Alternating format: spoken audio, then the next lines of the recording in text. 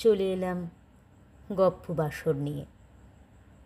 আজকের গল্প হিমেল পরশ এবং জয় গোস্বামী। কলমে সাথী দাস, কণ্ঠে আমি মনিকা। আজ শোনাব এই গল্পের চতুর্থ পর্ব। বড় বেশি ঠান্ডা বনগ্রামে। ওই অপরিচিতা ভদ্রমহিলা মঞ্জরীকে একটা গায়ে দেওয়ার চাদর দিয়েছেন। ওটাকে গায়ে চাপিয়ে তীর করে কাঁপতে কাঁপতে জলপাইয়ের গায়ে হাত বোলাচ্ছিল মঞ্জু। জলপাই এক লাফে মঞ্জুর কোল থেকে নেমে হিসু করার জায়গা খুঁজতে লাগলো। মঞ্জু চমকে উঠল একটা ভরাট কণ্ঠস্বর শুনে। একটু বসতে পারি তোমার পাশে? ঘাড় ঘুরিয়ে মঞ্জু দেখল এক হাত দূরে সেই ছেলেটি দাঁড়িয়ে আছে। মঞ্জু বলল, আপনাদেরই বিয়ে বাড়ি, আপনারা এই চেয়ার টেবিল সব ভাড়া করেছেন, আপনি বসার জন্য আমার অনুমতি নিচ্ছেন? নিশ্চয়ই বসবেন। একটু হেসে মঞ্জুরির পাশে বসে বাবু বলল, সব ভাড়া করেছি, ঠিক কথা, কিন্তু তোমার পাশের জায়গাটা তো কিনতে পারিনি, তাই অনুমতির প্রয়োজন আছে বই কি। তোমার বাড়ির লোক আসছে, ফোন করা হয়েছে। 3 রাস্তার মোড়ে তোমার বাবা ভুল গাড়িকে ফলো করে এখানে চলে এসেছে, পুরো উল্টো রাস্তায়। মঞ্জু বলল, সরি, কিভাবে ক্ষমা চাইব জানি না। আরে আরে, কি বলছো এসব? ক্ষমা চাইবে কেন? ভুল তো হতেই পারে, পাশাপাশি এত বিয়ের প্যান্ডেল। মঞ্জু বলল, আমিও আসলে তখন হুড়োহুড়িতে গেটের ওপর লেখা নামগুলো দেখিনি, তাহলে ঠুকতামই না। জলপাইয়ের সঙ্গে দৌড়ে চলে এসেছি ভিতরে।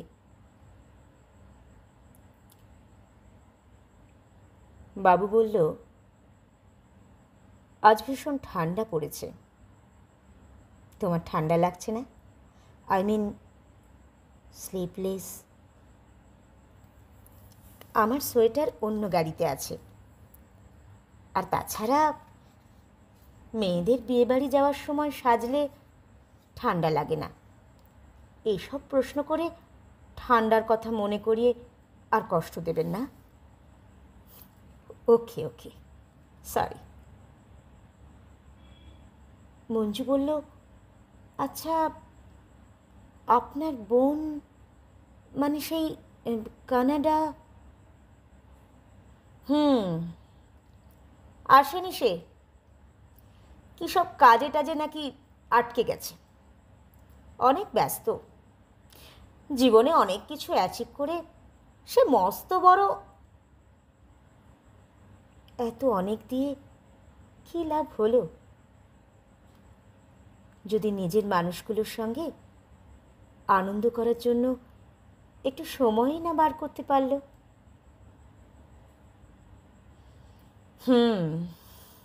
Right you are. তুমি বসো, আমি একটু আসছি। বাবু এক দৌড়ে কোথায় চলে গেল। কোথায় যাচ্ছেন? আসছি, না বলে পালিয়ে যেও না কিন্তু। আসছি। পাপড়ি চাট আর দই ফুচকা এনে হাজির করলো বাবু। প্লেটগুলোর দিকে চেয়ে মঞ্জুরি বলল, সরি, আমি এসব খেতে পারবো না। বাবু বলল, কেন? তোমাকে নিমন্ত্রণ করে ডাকা হয়নি তাই? আমি খাবো না। তোমার খিদে পেয়েছে। খাওয়ার সময় কথা বললে তুমি খুব রেগে যাও। খিদে একদম সহ্য করতে পারো না। খাও। মঞ্জুরির পেট খিদেতে মোচড় মারছিল। বাবু হেসে বলল, তুমি না খেলে আমিই খেয়ে ফেলব। এভাবে খাবার সামনে নিয়ে ডান হাতকে বিশ্রামে রেখে বসে থাকাটা আমার একদম পোষায় না। এই যে একটা ফুচকা দিলাম কিন্তু মুখে পুরে। ছেলেটি একটা ফুচকা খাওয়া মাত্র আর একটা ফুচকা মঞ্জুর মুখে পুরে দিল। জলপাই এসে মঞ্জুর কোলে উঠবে বলে উসখুস করতে লাগলো। মঞ্জু বলল, আমি এবার মায়ের কাছে যাব। বাবু বলল, হ্যাঁ মায়ের কাছে? আরে দাঁড়াও দাঁড়াও, আইসক্রিম খাবে? আর কিছু খাবে বলো, আমি গিয়ে নিয়ে আসছি। না। তাহলে এটা অন্তত খেয়ে যাও, নয়তো খিদে পেলে তুমি আবার রেগে যাবে। সবাই তোমার ওপরের রাগটাই দেখবে, কিন্তু রাগের শেষটা যে চোখে জল নিয়ে এত সুন্দরভাবে শেষ হয়, সেটা আজ আমি ফাঁকতালে দেখে ফেললাম। যে তোমার কাজল স্মাজ হয়ে গেছে। রুমাল। হিমেলের এগিয়ে দেওয়া রুমালটা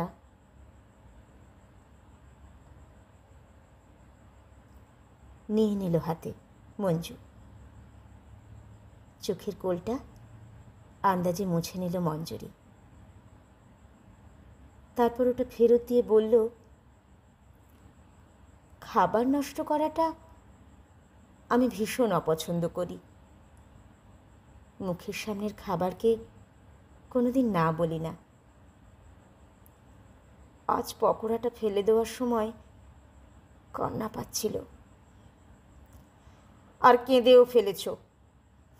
আসলে মানুষের দুটো দিক আছে, একটা ভালো দিক, খুব সুন্দরভাবে সাজানো দিক, যেটা সে সবাইকে সবসময় দেখাতে ভালোবাসে, তার স্ট্রং পয়েন্ট। আরেকটা দুর্বল দিক, যেটা সে কাউকে কখনো দেখাতে চায় না, সবার কাছ থেকে লুকিয়ে রাখতে চায়। কিন্তু হঠাৎ করেই সেটা বেরিয়ে আসে, যেটা আজ তোমার ক্ষেত্রে হলো। আমি দেখে ফেললাম। রাগ করেছ তার জন্য? মঞ্জু বিড়বিড় করে বলতে লাগলো, আমি তোমাকে মনে মনে খুব গালাগালি করেছি। জলপাই কেন তোমার পায়ে কামড়ে দিচ্ছে না, এটাও ভেবেছি। খারাপ লাগছে, সরি। এই কি বিড়বিড় করছো? খেয়ে নাও প্লিজ, প্লিজ, রিকোয়েস্ট। চোখ নামিয়ে মঞ্জুরি একটা ফুচকা নিজের মুখে ঢোকাতেই বাবু কাজল মাখা রুমালটা পকেটে ঢুকিয়ে দিয়ে বলল, দাদার বিয়েটা আমার আজীবন মনে থাকবে। সকাল থেকে অনেক অভিযোগ ছিল। বাড়ির ছেলে তো, খাটতে খাটতে নিজে একটু আনন্দ করতে পারিনি। তবে এখন আর কোনো অভিযোগ নেই। আবার যদি ওই উঁচু নাকে রাগ এসে জমা হয়, তাহলে না থাক। কি বলবো? আচ্ছা বলেই ফেলি। বলছিলাম, আবার যদি ওই উঁচু নাকে রাগ এসে জমা না হয়, তাহলে সাহস করে নামটা জানতে পারি? মঞ্জু বোধ হয়, না? আসলে তোমার মা ওই নামেই ডাকছিল কি না? মঞ্জুরি পাল। ওকে, ফেসবুকে খুঁজে নেব। আর ফোন নাম্বারটা না হয় বিশ্বাস হলে পরে কখনো দিও। একটু চুপ করে থেকে মৃদু হেসে মঞ্জুরি বলল, গ্রহের ফেরে বসু মল্লিক বাড়িতে এসে ভীষণ শীতে হঠাৎই দিকভ্রষ্ট। শুক্লপক্ষের মরা জ্যোৎস্নায় বিবাহবাসর আবিষ্ট। চাঁদ হাসে মাথার ওপর, চক্ষু মেলে দেখি হিমেল পরশেও আজ ক্ষণিক উষ্ণতায় মাখি। মধ্যরাতের হিম যখন অসার করে মন, সমুদ্রের বুকে কেবল শূন্যতার শিহরণ। হ্যাঁ, কিছুই বুঝলাম না। আমি এত কঠিন কাব্য বুঝি না মঞ্জু। শুধু এটুকু বুঝলাম, তোমার মুখে নিজের নামটা শুনতে খুব ভালো লাগলো। আপনার নাম মানে? ইয়েস, মাইসেলফ হিমেল। সবাই যদিও এই বাবু, বাবুরে এইসব বলে আমায় ডাকে, কিন্তু আমার ভালো নাম হিমেল, হিমেল বসু মল্লিক। আমরা দুই ভাই। আমি এই বাড়ির ছোট ছেলে। আমার দাদার রিসেপশনেই তোমরা ভুল করে মঞ্জু, হ্যাঁ আসছি মা। আজকের পর্ব এটুকুই। বাকিটা শুনবো আগামী পর্বে।